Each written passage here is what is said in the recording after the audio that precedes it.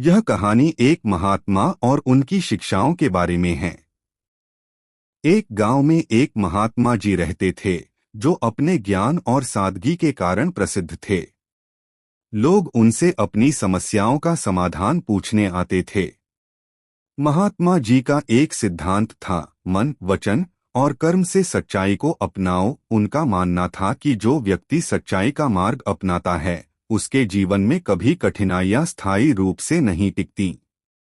एक दिन एक युवक उनके पास आया और बोला, महात्मा जी, मैं सच्चाई और ईमानदारी से जीना चाहता हूँ, परंतु मेरे जीवन में बहुत मुश्किलें हैं।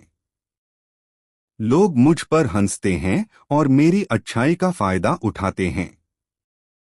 मुझे समझ नहीं आता कि क्या करूं।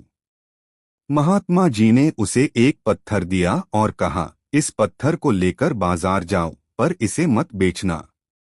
बस पूछना कि लोग इसके लिए कितना देंगे। युवक पत्थर लेकर बाजार गया। वहां सब्जी वाले दुकानदारों ने उसे मामूली दामों की पेशकश की। फिर महात्मा ने युवक को कहा कि इसे सुनार के पास ले जाओ। युवक ने वैसा ही किया।